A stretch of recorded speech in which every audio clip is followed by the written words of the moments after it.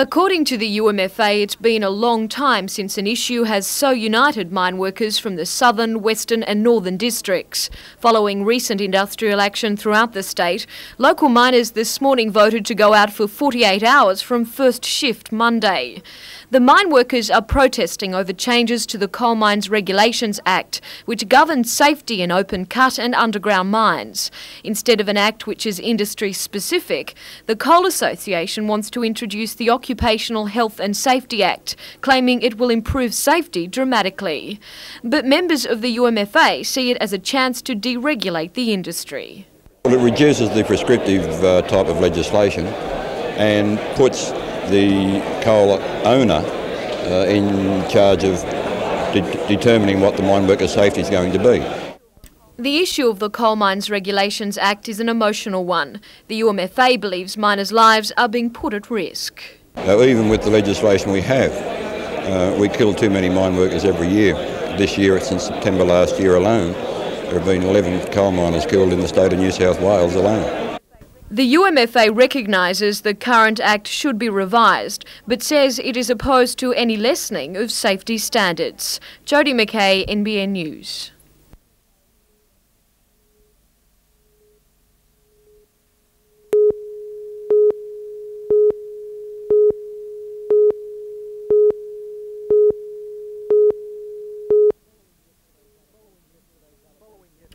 Following yesterday's allegations that the Hunter Region's rescue helicopter had been mortgaged and control of the service's assets and funds had been transferred to Sydney, a group of community leaders today called on the state government to step in.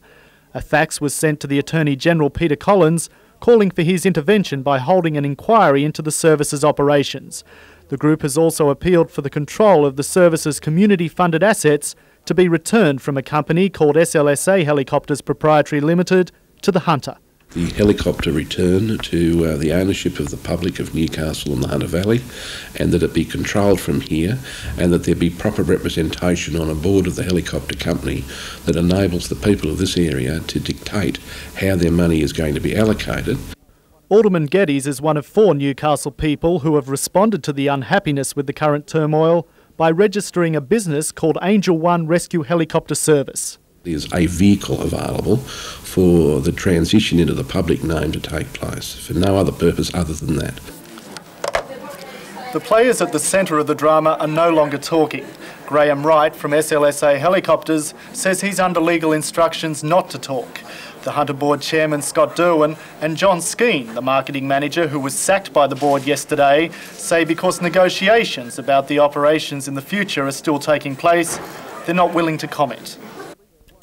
At least one sponsor of the service is incensed that it wasn't told by the board that the helicopter had been mortgaged and that control of the assets had been transferred. John Hannon, the regional manager of the New South Wales Coal Association, says his organisation had recently signed a 5-year $250,000 sponsorship deal with the association. Mr Hannon asserted that if the board cannot give a satisfactory answer about what's happening to the service and how the sponsorship money will be spent, the association may consider withdrawing its support. A spokesman for Westpac, the service's major sponsor, said while the company is distressed about the furore, there's no doubt at this stage sponsorship of the Hunter service will continue. But the spokesman said it would like to have first option to sponsor the service being proposed by Mr Geddes should it take off. At the service's Broadmeadow base, staff have apparently been told not to talk. But one staff member, who didn't want to be named for fear of losing his job, says he's angry that the board had not given them accurate details. Only last Thursday, he said, the staff had been told that the helicopter had been mortgaged to help buy choppers in Sydney and Lismore, but that mortgage had already been lifted. Scott Bevan, NBN News.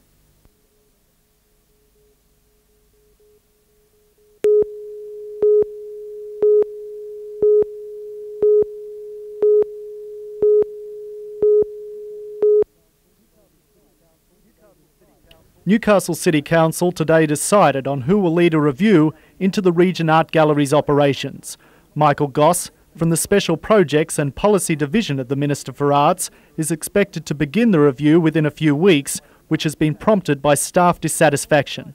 But coinciding with the announcement, Alderman Ashley Saunders says he's obtained a council internal audit report from late 1988 that raises serious questions about the gallery's operations. Alderman Saunders says the report is critical of the policy for buying artworks and raises the need for an acquisitions committee. It talks about exhibitions, it talks about management matters, and surprisingly talks about the lack of stock takes, lack of revaluations and matters which I believe are of fundamental importance to the council and to the public. Alderman Saunders wrote a 7-page letter to the Town Clerk Barry Lewis today, seeking answers to the report's findings and council's reaction. Questions raised by Alderman Saunders include: has an acquisitions committee been established? Is the storage area for artworks overcrowded? Does any such overcrowding create a great risk of damage for the artwork being stored? And was it found that the gallery appeared to be operating without adequate senior management control over its actions? Alderman Saunders says he hopes the review will include the concerns raised by his questions. But first, he wants to know why the findings of the internal audit have not been presented to the Alderman. It seems to me ironic that a report which recommends more accountability to the council and to the public has not been presented to the council and indeed has not been open to public scrutiny. The Town Clerk says the council has no obligation to present internal audit reports to Aldermen. Scott Bevan, NBN News.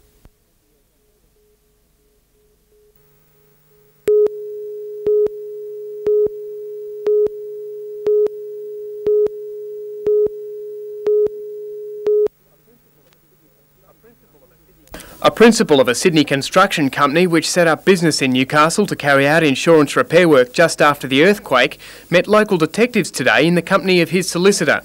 He's 35-year-old Peter Clark, a resident of Bronte in Sydney. Clark appeared before Newcastle Local Court to face up to 20 charges of publishing false and misleading information to obtain cheques up to the value of $400,000. No plea was entered on his behalf and the matter was adjourned to the 12th of September. Among the properties police said were invoiced for insurance work was a terrace house in Cooks Hill and another home in Hamilton. Officers involved in the investigation, codenamed Choke, are working in cooperation with the Government Insurance Office and say their inquiries will continue. Andrew Lobb reporting for NBN News.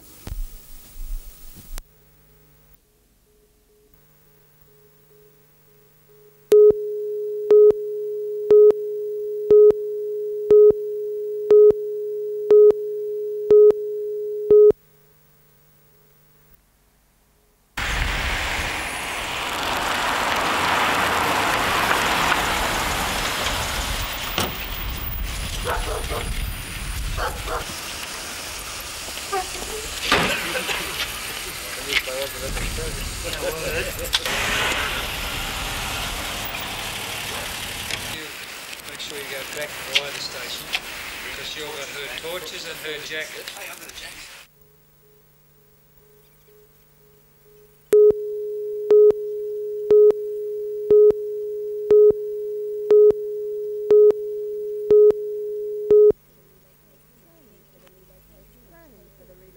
Planning for the relocation of patients and services from Wallsend Hospital is continuing on target, according to Dr Smythe.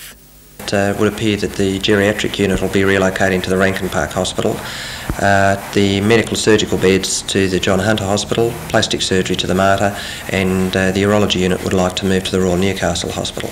Dr Smythe says dental services and the melanoma unit will remain at the Wallsend site. He's investigating whether community health services can be expanded at Wallsend. However, the strong protest registered by thousands of people who marched yesterday has not swayed the administrator. It's my task to implement the decision to relocate the inpatient services from Wallsend Hospital, and I think as the community starts to get a growing appreciation of the financial situation facing the Hunter Area Health Service and the liabilities that I've inherited as the administrator of the Area Health Service, I think there's a growing realisation that action needs to be taken and that there will ultimately be acceptance of these decisions. Members of the Hunter Medical Association will meet with Dr Smythe tonight to protest the closure of Wallsend Hospital.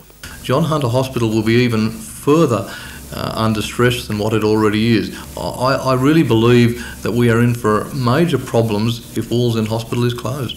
Dr Smythe intends to finalise the relocation of services from Wallsend Hospital by the 31st of August. Jane Anderson, NBN News.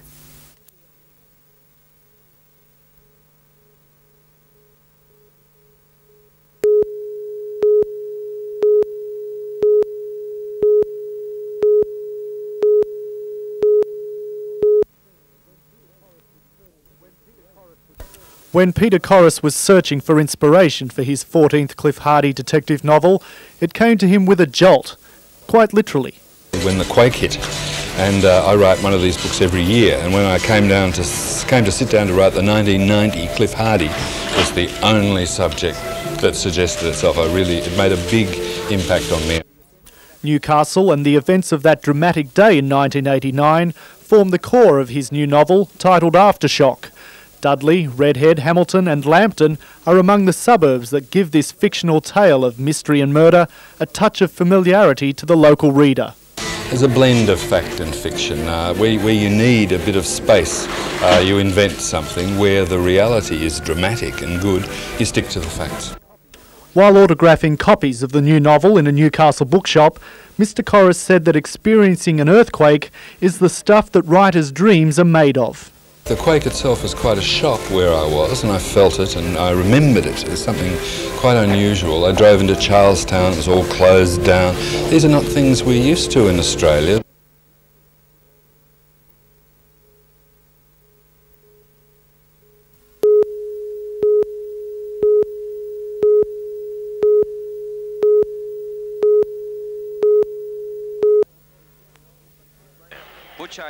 It rained points early on with Mackay in fabulous form from outside. The season Mackay, three-pointer, that's his third.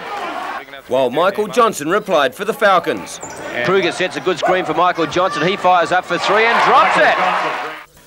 He has put them further ahead with a three-pointer, and then Butch Hayes displayed plenty of skill to give them a half-time lead of 11.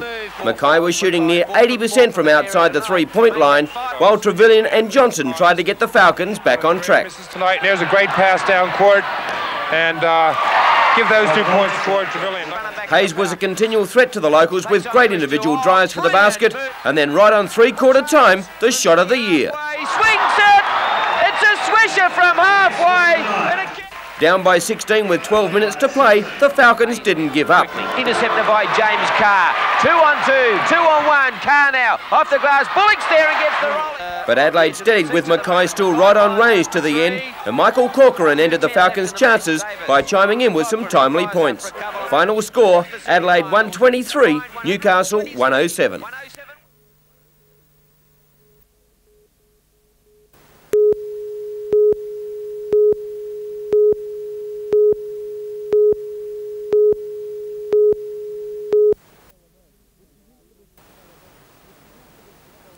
With the incidence of melanoma in Newcastle twice that of the state average, this region is acutely affected by the deadly skin cancer. But the research director of the Newcastle Melanoma Unit, Professor Peter Hersey, is helping to pioneer the development of a vaccine that could be critical in the battle against the cancer.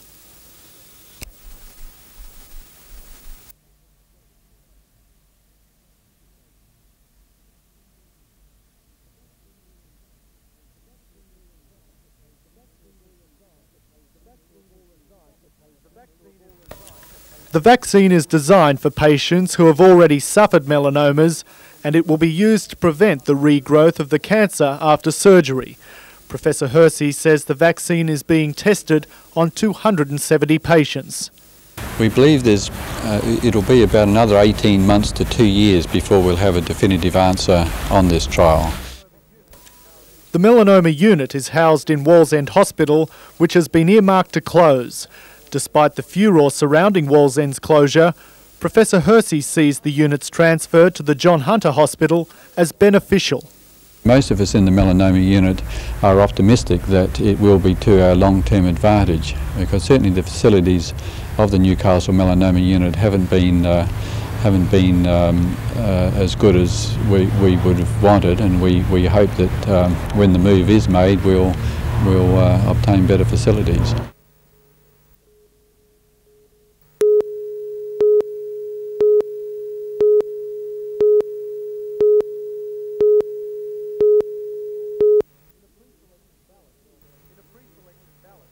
In a pre-selection ballot held earlier this year, Greg Hees, the leader of an 8-candidate team, was elected by the rank and file to head the ALP automatic ticket for the September 14 election. But now, less than a month to go, the ballot order has been thrown into turmoil. ALP head office has called for Lord Mayor John McNaughton to be at the top of the ticket. Mr Hayes has received a letter from the party's Assistant General Secretary, Laurie Daly, which reads, "We advise that the leading two positions on the ALP ticket are to be 1. John McNaughton and 2. Greg Hayes." Neither Alderman McNaughton nor Mr Hayes would comment on the switch, but another ALP aldermanic candidate, Dr Rosemary Beckett, has criticised Sydney's 11th hour involvement. I don't think that Novocastrians on the whole want to think that their local council is being governed from Sydney, and that's fairly understandable. Mr Hayes' team is calling for the rank and file's wishes to be respected and the ticket to be left as is. The ALP members were meeting here at the Ironworkers Centre in Mayfield from 5 o'clock to discuss the ballot wrangle. One member of Mr Hayes' team said that if the issue cannot be resolved, then voters could well be confronted by 2 ALP voting slips on election day. While the ALP is wrangling over the voting tickets, the other parties are using the issue to their political gain. On Friday they launched their campaign policy and we have the Lord Mayor saying we're going to be now listening to the community, and the very next day they make a decision which shows that they can't even listen to their own rank and file membership.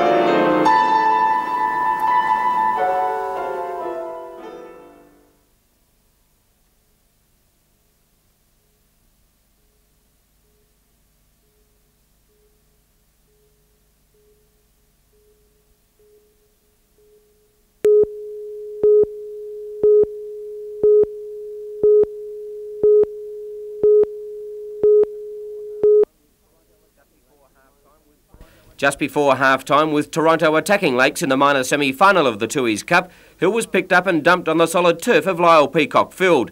The Scorpions' fullback immediately felt pins and needles down his left side, and help was on the spot in seconds.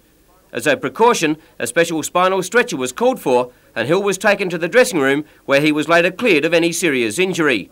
The disciplinary committee will decide tonight if the 2 Lakes players who made the tackle have a case to answer.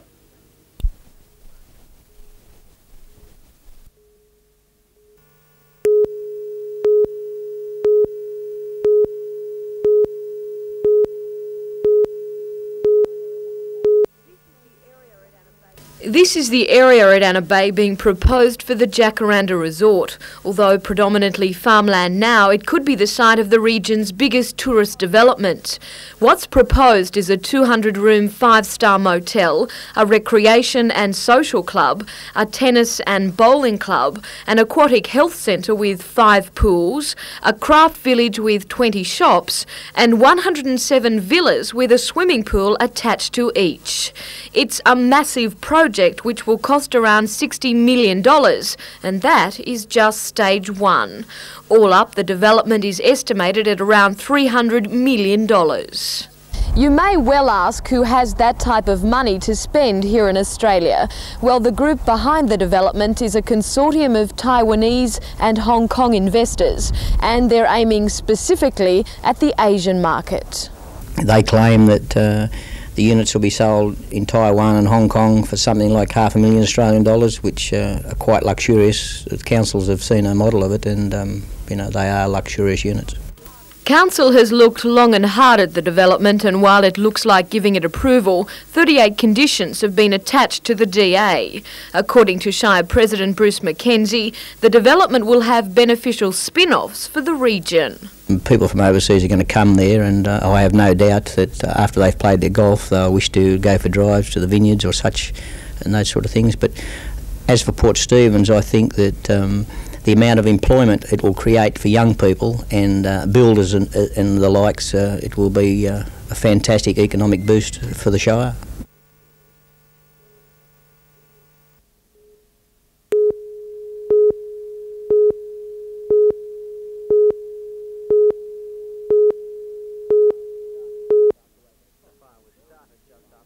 The fire was started just after 8 o'clock last night. Firefighters were quick to converge on the scene, but the clothes inside the bins were ruined.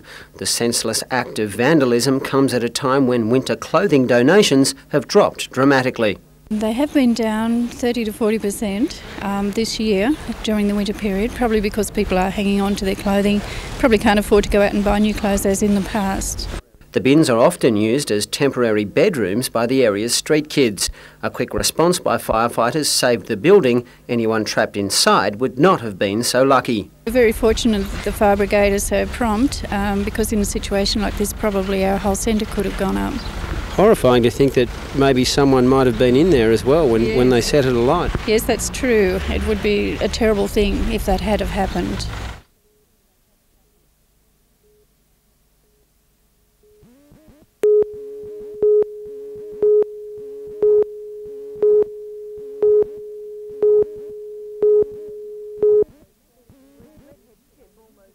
With Redhead Tip almost full to capacity and due to close within 2 years, Lake Macquarie Council still has no long-term solution to the city's waste disposal problems.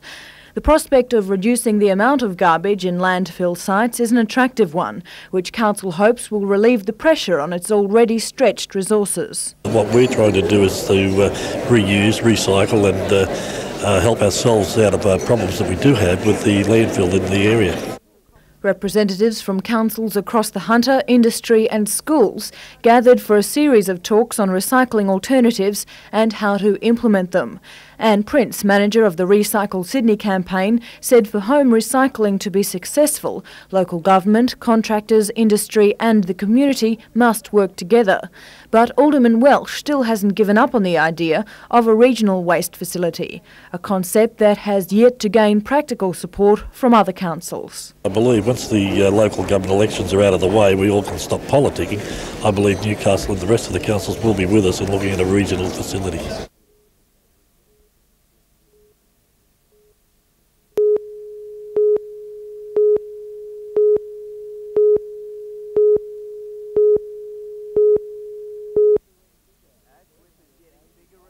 AgQuip is getting bigger and bigger. The first field days in 1972 had just 63 exhibitors. This year, 380, covering 182 hectares. A giant agricultural supermarket ready to do business.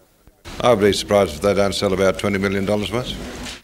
This tractor, the largest production line model in the world, will set you back nearly $250,000.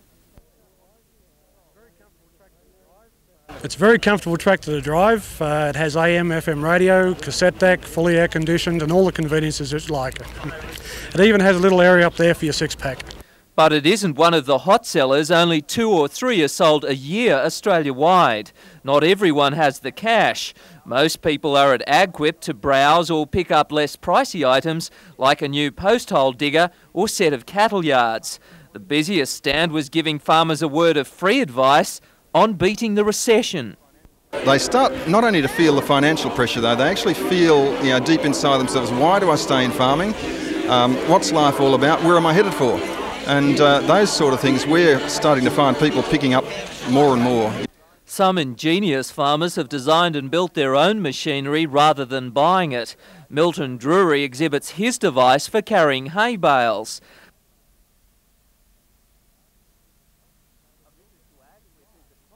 A visit to AgQuip is a concentrated look at country life, from the latest high-tech tractors to teaching a puppy how to work. 8-week-old Tierney having her first crack at a sheep. It's estimated about 100,000 people will come to AgQuip. That's about 4 times the number of the original exhibition 19 years ago. Things may not be all that bright on the land, but farmers certainly don't mind a day out shopping for the future. Peter Ryan reporting from Gunnedah for NBN News.